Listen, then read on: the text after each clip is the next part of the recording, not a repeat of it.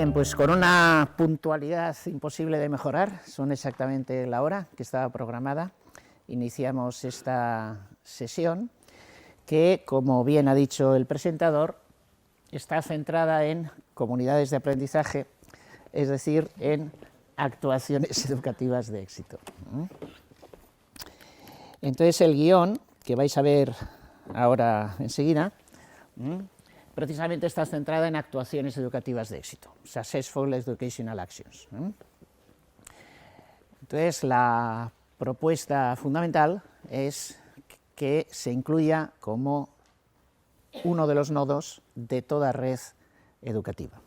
Y esa es la afirmación que voy a lanzar y voy a tratar de explicarla. Actuaciones educativas de éxito son lo que se hace, esas actuaciones, en las comunidades de aprendizaje, en los centros educativos que se transforman en comunidades de aprendizaje.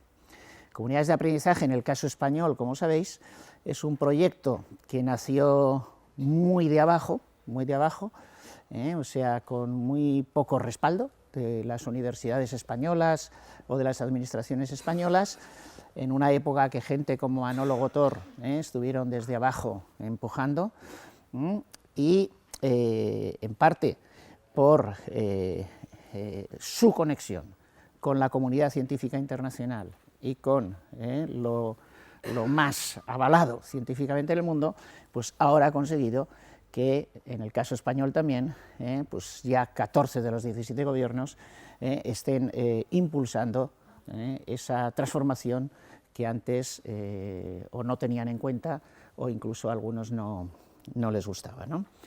Bueno, entonces lo primero es lo más teórico y es qué son las actuaciones educativas de éxito y en qué se diferencian de otras actuaciones educativas. En el Parlamento Europeo ya ha tenido 2 encuentros en su sede sobre educación, el 2009 y el 2011, y en los 2 casos se ha centrado de diferente manera en el concepto de actuaciones educativas de éxito.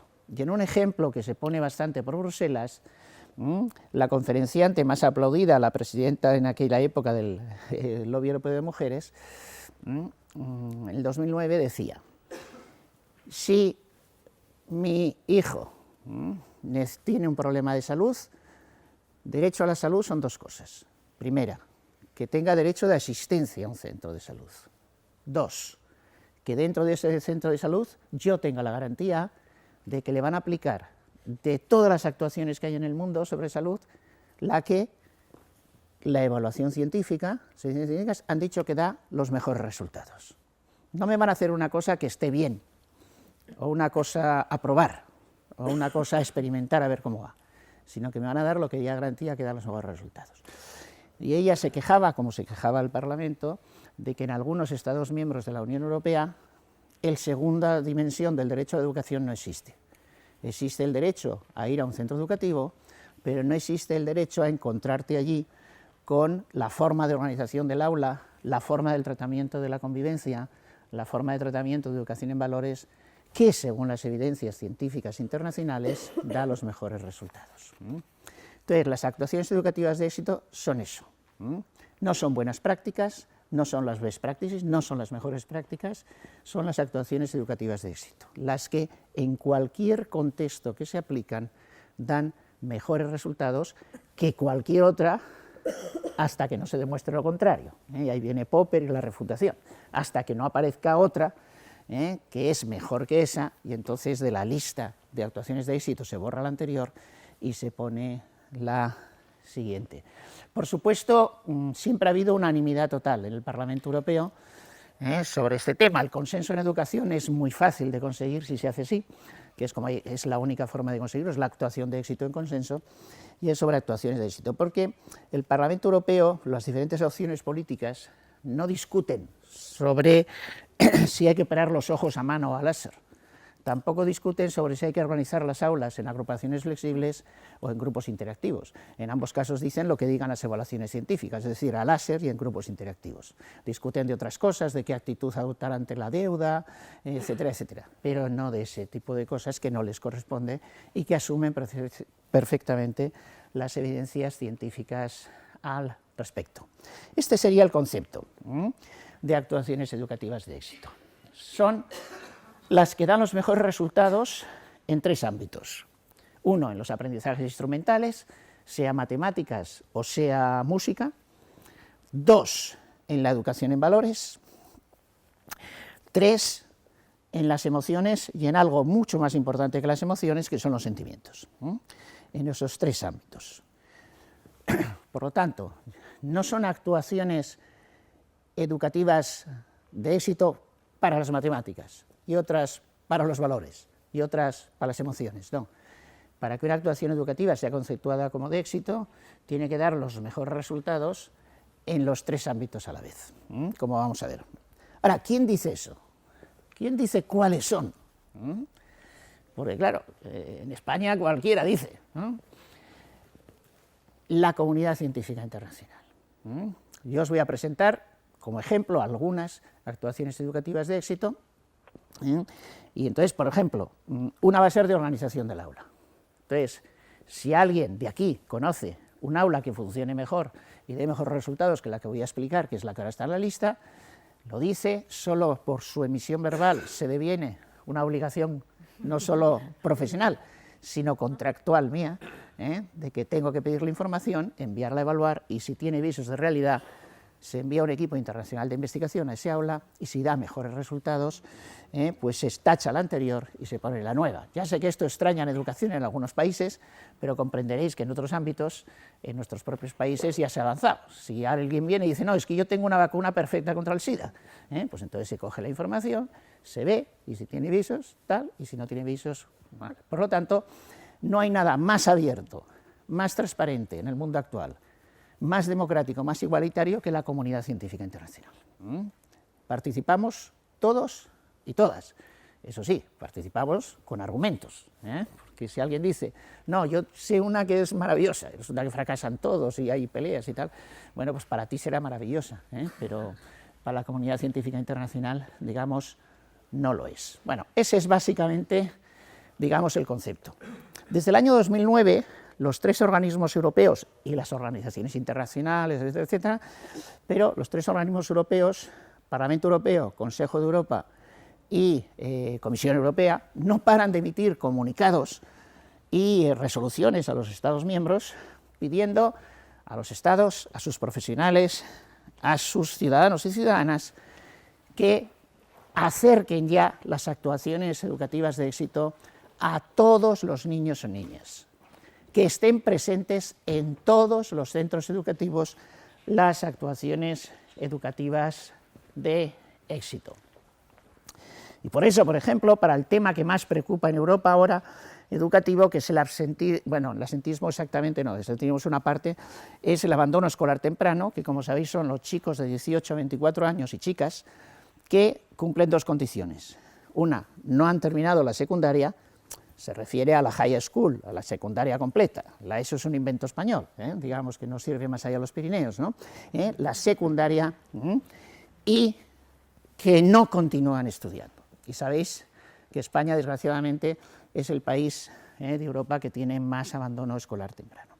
Pues lo dicen muy claro en el comunicado, página 7 de la versión inglesa, ¿cómo se soluciona? Transformando las escuelas en comunidades de aprendizaje. O sea, no paran, digamos, de aconsejar que se hagan las cosas que dan éxito, y efectivamente así se supera el abandono escolar temprano cuando se traduce en comunidad de aprendizaje, también porque se logran muy buenos resultados en el aprendizaje instrumental, muy buenas mejoras de resultados en el aprendizaje instrumental, en los valores, en el desarrollo de las emociones y de los sentimientos. Y, vamos, es que todo está en inglés. Pues no, todos los ministerios de educación, incluido el español, lo han publicado. Y entonces tenéis, por ejemplo, aquí un libro del Ministerio de Educación español, solo con que pongáis en Google actuaciones de éxito en las escuelas europeas, pues ya os sale allí el libro correspondiente. Por lo tanto, información hay. Los resultados están avalados. Os preguntaréis, ¿y por qué no se hace? Bueno, si alguien lo pregunta, luego se lo digo, ¿eh? Y es porque hay muchos intereses de mucha gente en que no conozcáis eso, en manteneros en el analfabetismo, digamos, científico, para que apoyéis otros proyectos que incluso dan muy malos resultados. Bien, vamos a poner un ejemplo. Los grupos interactivos. ¿Por qué? Porque de todas las formas de organización del aula que hay en el mundo, con mucha diferencia sobre cualquier otra, esta es la que da los mejores resultados. Y por eso ponemos esa, y la ponemos hasta que aparezca otra. Al día siguiente de que haya otra que dé mejores resultados, veréis que se tacha esta y se pone la nueva, como se hace en todos los ámbitos profesionales, excepto en el nuestro, digamos hasta ahora, ¿no? ¿Y en qué consiste? Pues, por resumir, la profesora o profesor se deja ayudar por otras personas adultas. Es decir, deja que entren dentro del aula pues, otras personas, que pueden ser otro profesorado, otros profesionales de diferentes ámbitos, familiares, personas de asociaciones de diferentes culturas, voluntariado de diferente tipo, es decir, aquellas personas que el profesor o profesora considere que deben entrar en su aula. ¿Y qué se logra con eso? Lo que se logra es, primero, que no se segrega nunca a nadie. Cuando se está haciendo grupos interactivos, no hay nadie fuera. No hay las adaptaciones curriculares, que sabéis que ha sido el gran truco para la segregación. Bien. Y además, tampoco se les segrega haciendo agrupaciones flexibles por ritmos, no los que más inglés saben en un rincón y los que menos inglés saben en otro rincón, sino son grupos heterogéneos.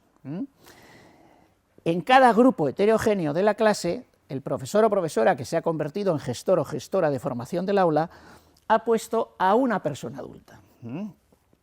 Y esa persona adulta tiene solo una función, que es dinamizar el aprendizaje de igual a igual entre los niños y las niñas. No es un profesor o profesora con menos ratio. No tiene que enseñar. No hace falta que conozca los contenidos o las competencias que se están desarrollando. A veces es mejor, porque lo único que tiene que hacer es dinamizar el aprendizaje de igual a igual entre los niños y las niñas. Cuanta más diversidad, esto ya es cada profesor o profesora, entre dentro del aula, mejor. Cuanto más diferentes sean esas personas adultas que entran, mejor, porque pueden conectar con el alumnado de una forma que a veces el profesor o profesora pues no puede conectar, porque es un profesorado, bueno, sabéis que somos un sector profesional muy homogéneo. Bien, entonces esa diversidad nos va bien. ¿Por qué? Bueno, y esto, por favor, no son grupos cooperativos, que hay ocurrentes por ahí diciendo que son grupos cooperativos. Esto es muy diferente a grupos cooperativos. Grupos cooperativos es lo mejor que hubo hasta el año 71, terminado en Stanford, pero las sociedades avanzan y ahora hay grupos interactivos, y luego habrá otra cosa que da mucho mejores resultados que los grupos cooperativos. Bueno, entonces, ¿por qué esto es lo que da los mejores resultados en los tres ámbitos? Voy a tratar de explicarlo.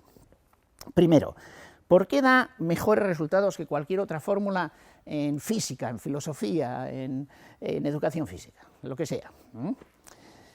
Bueno, porque como quienes somos docentes sabemos muy bien, cuando mejor se aprende una cosa, no es cuando te la explican, sino es cuando tienes que explicarla.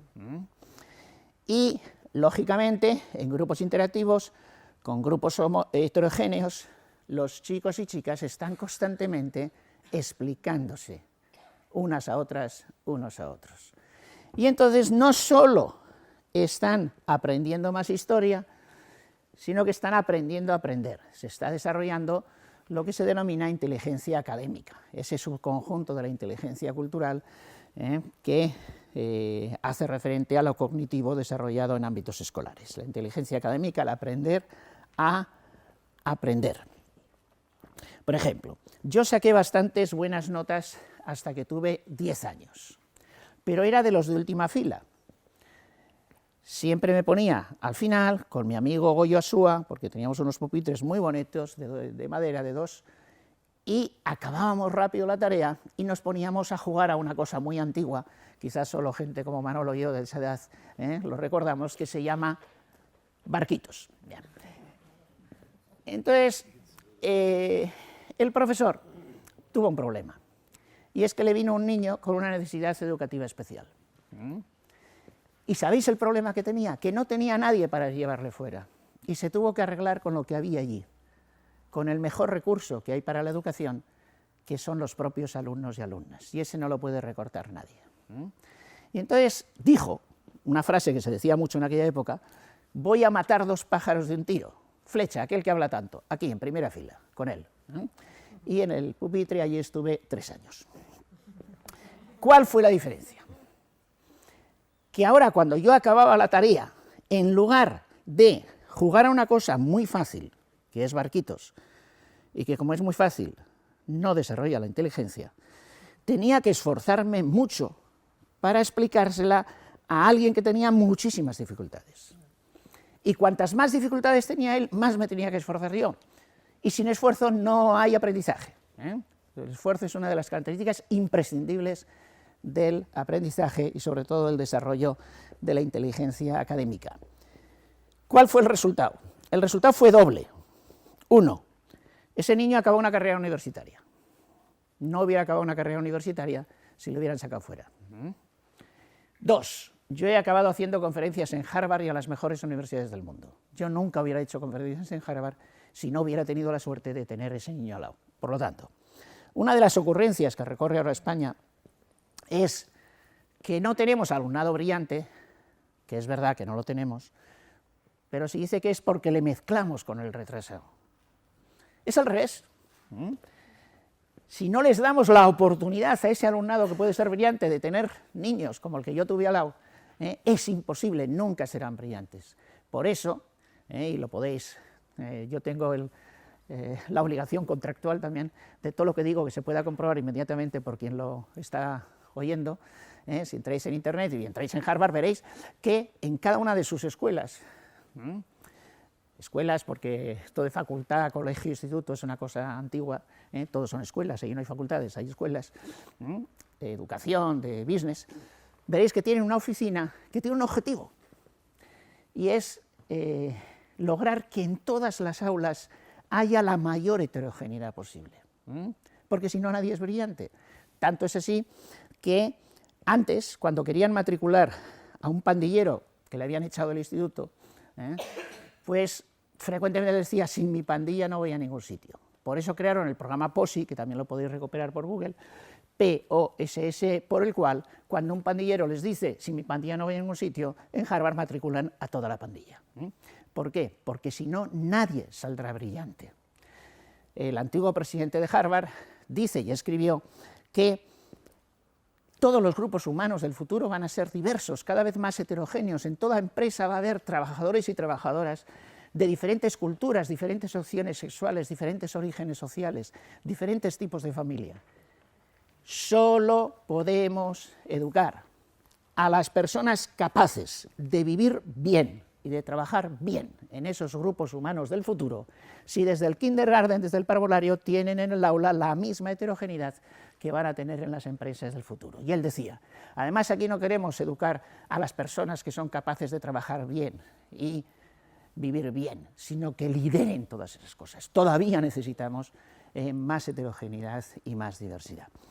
Vamos con el segundo. ¿Por qué da más éxito en educación en valores que cualquier otra actuación de las que hoy existen en el mundo?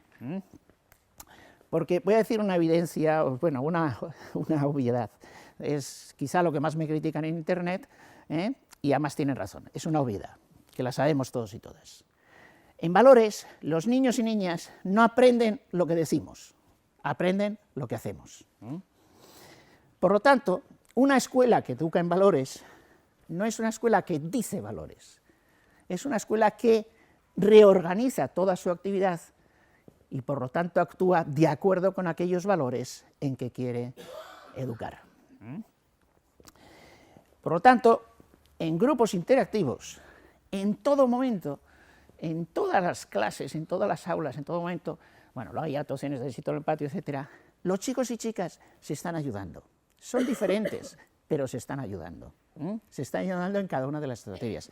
Por lo tanto, los grupos interactivos se están educando en la solidaridad y en la fraternidad. Ahí, cuando hablamos de valores, los niños y niñas entienden que no solo hablamos de ellos, sino que los practicamos. Es decir, que los valores es algo que sirve para la vida cotidiana, para la vida diaria, y que además da mucho mejor resultado en todos los sentidos. También para aprender química, da muchos mejores resultados aprender la química con valores, organizada con valores, que sin valores. Por lo tanto, no hay ninguna contradicción entre preocuparse por el aprendizaje instrumental y preocuparse por los valores. Al contrario, los valores solo son asumidos, no ya por los niños y niñas, sino por las familias, por las comunidades y por la sociedad, si ven que con esos valores tienen mejores resultados que sin esos valores. No es lo mismo decirle a una familia, su hijo Ramonchu, ahora aprenderá menos que está con este otro niño, pero será más solidario. No es lo mismo decirle eso que decirle y demostrarle cómo, estando con ese niño, va a lograr mucho mejores resultados. Y entonces la gente, las personas, se hacen partidarias de esos valores, porque no hay contradicción entre una cosa y otra. Hoy en día, hasta el egoísmo inteligente es solidario. A una, la feminista más citada en el mundo, la española más citada en el mundo, luego seguramente la volveré a citar, a su hija, la profesora le daba miedo decirle que le había puesto, con 6 años, con una de síndrome de Down. Y esta profesora, como es inteligente, le dice, qué suerte tiene esta vieja, dijo el nombre, no lo voy a decir aquí, qué suerte tiene porque ahora sí, que va a desarrollarse su inteligencia y va a desarrollarse sus valores y va a desarrollarse su humanidad. Si hubieran pillado a alguien que no entiende lo de educación en valores y que dice, pero aunque aprenda menos, va a ser solidaria, ya la hemos fastidiado. Esa gente es la que logra que la sociedad y las familias no asuman esos valores. Vamos con lo de emociones y sentimientos, que un poco en España, muchas gracias, en España nunca se había hablado tampoco de sentimientos en educación como ahora, y una de las razones es una moda mal llevada de educación emocional, que entre otras cosas no sabe, porque no hay evidencias científicas detrás en la mayoría de casos, que emotion en inglés incluye muchas de las cosas que aquí consideramos sentimientos, pero que si hacemos una traducción literal olvidamos los sentimientos, que son mucho más importantes, digamos, que las emociones. Entonces, las dos cosas pasa lo mismo que con valores. No se educa en emociones y en sentimientos, hablando de ellas, si no se practican al mismo tiempo. Es decir, una escuela que educa, por escuela ya sabéis que entiendo todo, instituto, colegio, bueno, como se entiende internacionalmente, facultad, una escuela que educa en emociones y que educa en sentimientos, no es una escuela que habla mucho de emociones y sentimientos, es una escuela que reorganiza toda su actividad de acuerdo con las emociones y sentimientos que quiere desarrollar. En los grupos interactivos, todos los niños y niñas, todos los chicos y chicas se sienten acogidos y acogidas, sienten que cuentan para los demás, hacen amigos y amigas. En las entrevistas en profundidad, historias de vida que hacemos a chicos y chicas que han pasado por grupos interactivos, las dos cosas que más nos dicen es, una, aprendíamos mucho más, dos, hacíamos amigos y amigas. Y la amistad es el sentimiento más importante a desarrollar en nuestros ámbitos escolares. Hay personas que aunque vivan 80, 100 años, hablas en los últimos años de su vida, y los amigos y amigas que más recuerdan son los de los 0 a 18 años, los de la escuela. Y eso aunque las escuelas no se propongan educar en la amistad y educar en los sentimientos. Cuando se proponen hacerlo como aquí, entonces los desarrollan mucho más. Estamos en un mundo que cada vez más sociólogos y antropólogas definen como un mundo de la individuación, donde solo te puedes fiar de ti mismo o ti misma. Solo lo que inviertes en ti mismo o en ti misma es algo que sabes que vas a tener en el futuro, dicen. Una madre que hace 50 años decía a su hija, tú mira a ver con quién andas, con quién te casas, que ahora le dice, tú estudia una carrera que lo demás viene y se va, y consigue un empleo.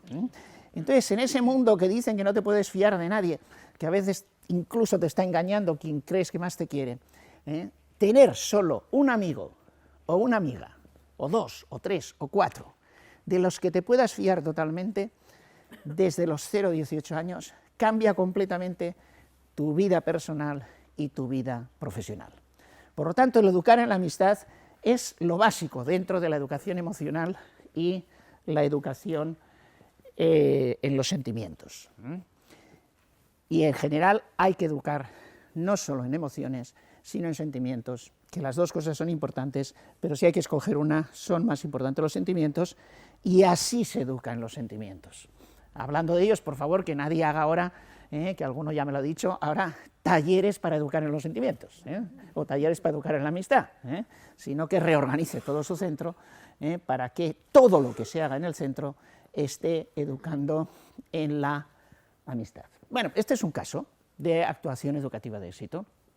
Grupos interactivos, hay toda una lista. Bueno, por supuesto, no podemos explicar nada que no esté, yo no puedo explicar nada en público que no esté previamente avalado por la comunidad científica internacional. Es un criterio ético fundamental de la Comisión Europea y también de la comunidad científica internacional.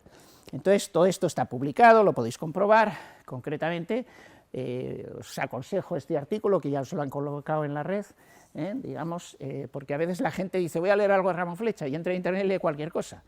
Pues yo tengo cosas buenas y cosas, pues, no voy a decir malas porque quedaría mal, pero regulares. Pues hay cosas que están avaladas. Esto ha tenido el primer premio del mejor artículo de Cambridge del 2013, digamos.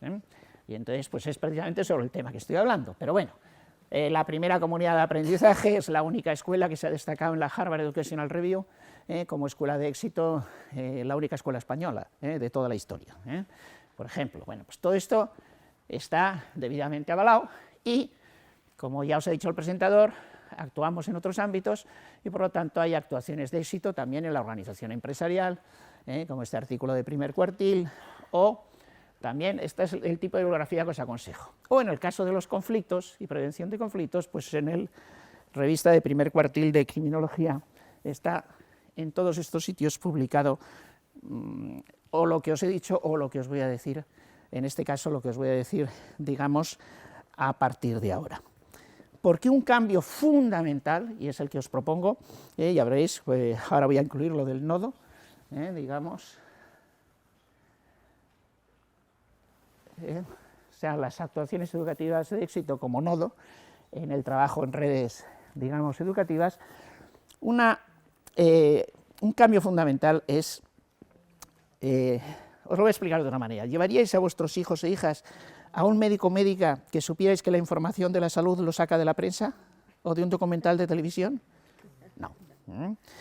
Pues desgraciadamente, cuando hago charlas de educación por diferentes sitios, hace unos 4 años aparecía la afirmación.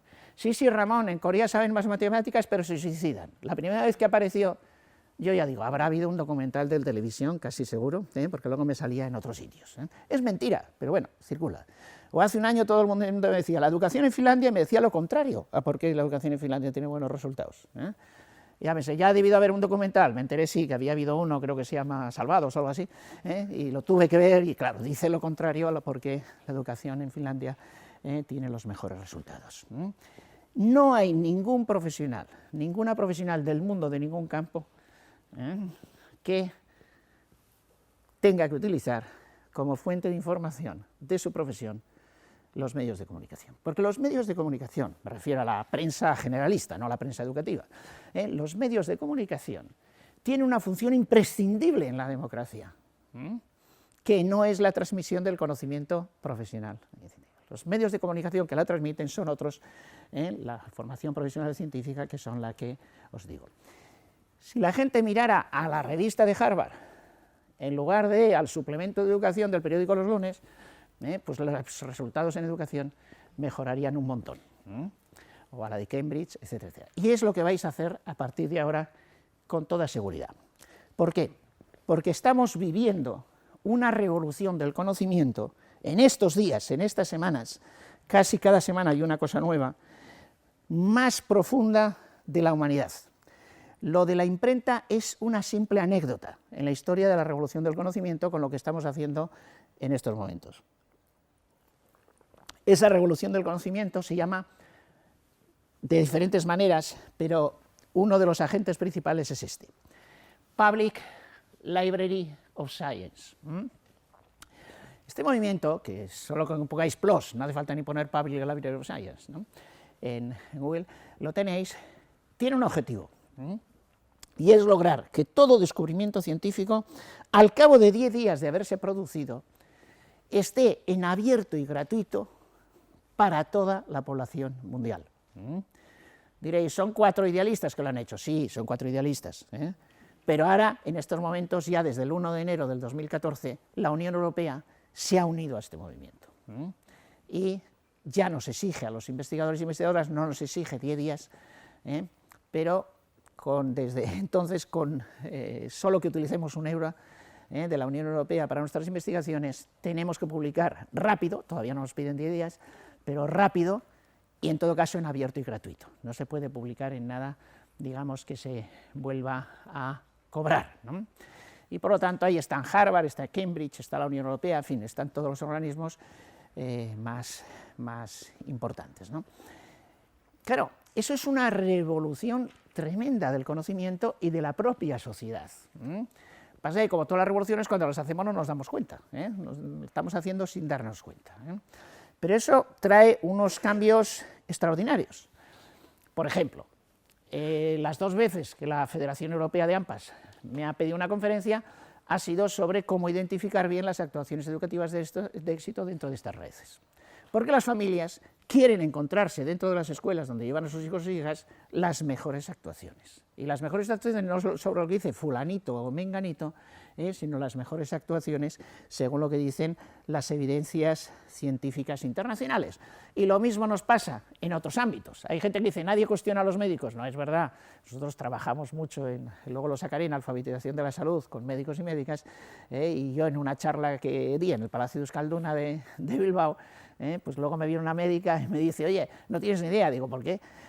Ahí somos muy directos. Bueno, dice, pues porque tú has dicho que vienen ya sabidos y quieren conversar con nosotros, y no, a mí me vienen ya a ordenar lo que tengo que recetar, o sea que es mucho más que eso. Yo mismo tenía nunca estoy enfermo, pero tuve en septiembre una neumonía, que iba más, en octubre a más, hasta que digo, soy tonto, estoy hablando de esto. Me miro quién publica más en PLOS, neumólogo que publica más en PLOS de Cataluña, voy y en 10 días solucionado, digamos, ya está, y eso lo vamos a hacer, digamos, cada vez más en todos los ámbitos, y en el ámbito educativo las familias ya la están haciendo. Yo he dado una charla un sábado en Tellá, una escuela pública de infantil y primaria, 500 familiares, y cuando acabé la charla ya había más de 50 padres y madres que sabían de algunas actuaciones de éxito más que yo, porque las habían estado consultando en esos momentos, digamos. Este es un poco el trabajo que ahora nos viene. Pero dentro de esta revolución hay otros organismos, por ejemplo ORCID, que ya empieza a ser obligatorio en bastantes universidades españolas y ya va a ser obligatorio en toda España. Yo no creo que tarde más de un año, porque ya lo es en otros países, en Portugal, por ejemplo, etc. Entonces, esto es un currículum mundial. Digamos que es el mismo en todas partes, ¿no? Entonces, hasta ahora, si entráis ahí, solo veréis nuestros currículos científicos, los vuestros, cualquier persona lo puede poner gratuitamente ahí. Pero ahora se está introduciendo, en estas semanas se está introduciendo, y ya se ha empezado a introducir nuestro currículum social. Diréis, ¿y qué tiene que ver eso? Lo siguiente. Antes de hacer una conferencia como la que yo estoy haciendo hoy aquí, de educación, pues las organizaciones van a mirar. ¿Dónde ha publicado? Ha publicado 80 libros. ¿Pero ha publicado en Harvard y tal, o ha publicado en su editorial? Entonces eso no sirve, unas sirven y otras no. Pero no es eso lo que os quería decir. Lo que os quería decir es, ¿cuánto lleva investigando? ¿30 años? A ver, ¿qué escuelas han mejorado sus resultados con lo que él ha investigado? ¿Ninguna? Pues fuera. y va a ocurrir absolutamente en todos los demás, digamos, de ámbitos. Es muy lógico que quien da conferencias de operar al corazón, alguna habrá hecho, exitosa. Pues primero, haz algo exitoso, o colabora en algo exitoso, aunque no lo hagas tú, y después dedícate a enseñar a los demás, digamos, cómo se hace. Y esa es la finalidad que tiene este currículum, que indudablemente todas las administraciones lo están esperando como agua de mayo, para poder decir también en quiénes se basan y en quiénes no. Resultado, ningún profesional que no esté al día de estas cosas tendrá autoridad, como la queréis llamar, delante de los ciudadanos y ciudadanas. Esto tiene dos soluciones: o nos metemos ya en eso, o siempre hay caras de gente y alguno me lo dice, tranquilo que yo me jubilo el año que viene, ya no me toca, ¿no? Pero para ser buen profesional, pues hay que saber qué es lo que da mejores resultados, según las evidencias científicas internacionales, aunque después le digas a esa madre, mira, sí que lo dicen en Harvard y lo publican, pero yo opino otra cosa y es mejor lo mío. Eso, bueno, eso puedes decir. Ahora, lo que no hay derecho es a lo que se hace en España y en algunos países, es que se les oculta, y lo hacemos las universidades, no vosotros y vosotras, se les oculta esa información. Tienen derecho a esa información. Mira, Harvard y Cambridge dicen que a tu hija no se la debe sacar, pero yo opino que sí, o fulanito dice que sí, ¿vale? ¿De acuerdo? Pero no se le diga la psicopedagogía, bueno, la psicopedagogía no existe, pero bueno, la psicopedagogía dice, digamos, no les digamos eso, porque es mentira, porque es falso, porque es mentir a la población sobre una cosa importantísima, que es el futuro de sus niños y sus niñas, porque contra lo que habían dicho algunos ocurrentes en España, que la educación no cambiaba las desigualdades sociales, etcétera, la educación es la única esperanza, digamos, de quienes sufren desigualdades para salir de ella, pero también es la única garantía para los que están en sectores privilegiados de no caer en problemas muy serios el día de mañana. Lo que os decía, la referencia científica no es la prensa, no es televisión, no es Google, no es los tertulianos, no los ocurrentes, no es los divertidos, no es los interesantes. La evaluación de la formación del profesorado, por suerte, ya nos va a llegar, ya está empezando en algunas autonomías, ya no va a ser, oye, me ha resultado interesante, pues muy divertido. Bueno, hay conferenciantes en España de educación que solo cuentan chistes, ¿no? Y salen muy bien puntuados, ¿no? Sino la evaluación va a ser, como es en los países civilizados, digamos, va a ser qué mejoras de resultados hay en los centros donde estás trabajando, aplicando las cosas que se te han enseñado. No es aquello de si yo considero que es útil para mi centro. A lo mejor yo considero que es útil para mi centro segregar a muchos niños, ¿no? Sino los resultados objetivos, evaluados, que ha tenido ese centro como resultado, digamos, de lo que allí se ha hecho. Bueno, pues estáis pagando de vuestros impuestos, y yo también, estamos pagando el programa de investigación científica de más dinero del mundo, el europeo. Hay un ministerio en la Comisión Europea, un directorado, como se llaman, una consejería, que está dedicada solo a investigación científica. Entonces, ese programa tiene dos objetivos. Uno, dar a conocer a toda la población europea, gratuitamente, qué es lo que es científico y lo que no lo es, sea en genoma humano o en educación. Está ahí. Dos, esos temas que todavía no están aclarados, que son la mayoría, en educación todavía son la mayoría, ¿no? Pero en otros ámbitos también, salud, etcétera, pues aclararlos, es decir, investigarlos, pero investigarlos de una forma, digamos, científica. Entonces, lógicamente, lo que piden es que esto se conozca y que se utilice, digamos. Y si algo no se puede utilizar o se utiliza y da muy mal resultado, hay que decírselo, para que no financien y no digan que eso da resultados. No solo eso, en época de crisis y en época de recortes, fijaros, en el nuevo programa lo que se ha aumentado, o sea que Europa está invirtiendo mucho porque está convencida de que si no es a través de las evidencias, no se puede mejorar, digamos, la situación. Bueno, Por fin, el programa de investigación I+D español, el año pasado ha dado el cambio hacia esto, por presión europea, y ya ha cambiado radicalmente el Plan Nacional I+D desde el año pasado, y se ha adaptado a las directrices, digamos, europeas. ¿Qué consecuencias tiene basarnos en las evidencias o no? Os pongo ejemplos. Uno que tiene unas consecuencias tremendas en valores, en convivencia, en relaciones de género, en sexualidad en los centros educativos españoles. En el año 2004 se hace una ley sobre violencia de género en España. Muy positiva, porque ha sacado a la luz pues un problema pues, que estaba debajo del armario. Bien, pero todos sus artículos, empezando por el primero, no hay ni una sola evidencia científica sobre el tema. Y eso tiene unas consecuencias nefastas. ¿Tienen la culpa los políticos? No, tienen la culpa las asesoras o las autoras y autores y asesores que cada grupo parlamentario pudo poner los suyos, digamos, ¿no? ¿Qué es lo que dice? Por ejemplo, en el primer artículo. Dice que la violencia de género la causa la pareja o las parejas. Y hay gente que le parece evidente eso, como a mí me parece evidente que la Tierra no se mueve. Está muy claro, lo que se mueve es el Sol. Pero sin evidencias científicas, la experiencia siempre nos engaña. La experiencia siempre nos engaña. La experiencia es la madre de la ciencia cuando está en relación con la comunidad científica internacional. Cuando no, siempre nos engaña.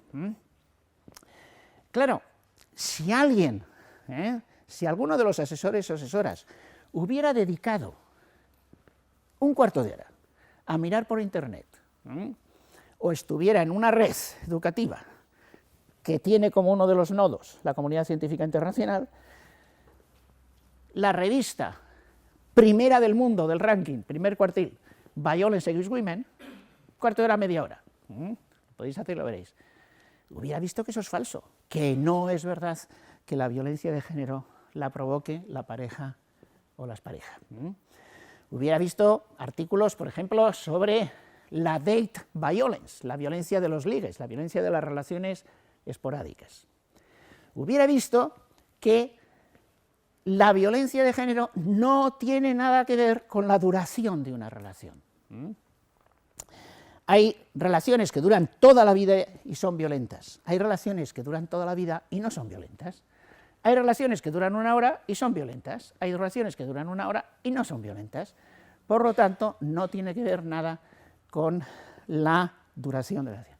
Pero eso es fácil de ver, no hay que estudiar, es muy fácil y muy rápido de verlo, por eso hay que tenerlo con nodo, porque tiene unas consecuencias tremendas. Este tipo de, no son errores, son irresponsabilidades de las personas que asesoran. Por eso, cuando haya el ORCID, entonces se verá, no, es que este es un gran autor de educación. Entras, más allá de los Pirineos, nada. Dices, uy, cuidado, esta es una gran autora de género. ¿Ah? Cuidado, vamos a ver si lo que dice está avalado o no está avalado. ¿Cuáles son las consecuencias de ese error, de esa irresponsabilidad? Pues a nivel judicial están muy claras. Estos casos no son violencia de género en España. El caso más famoso es el de Nagore, que se ha hecho una película y que acabará en Estrasburgo, espero. Claro que no es violencia de género, si no les mató su novio. Mató a alguien que acaban de conocer. Como dicen las evidencias científicas internacionales, la violencia de género se aprende en los ligues y está detrás de más del 90% de conflictos que tenemos en los centros. Lo que pasa es que se nos aparecen de otra manera, pero se nos aparecen con la punta del iceberg. La base del iceberg está ahí, y más del 95% de ese 90% o empieza en Internet o tiene una presencia muy prematura en Internet. Por lo tanto, no les tenemos que preparar para el futuro, tenemos que solucionarlo ya, ahora, en nuestros centros educativos, que es donde nace. Y claro, esto es como Pinocho, ¿no?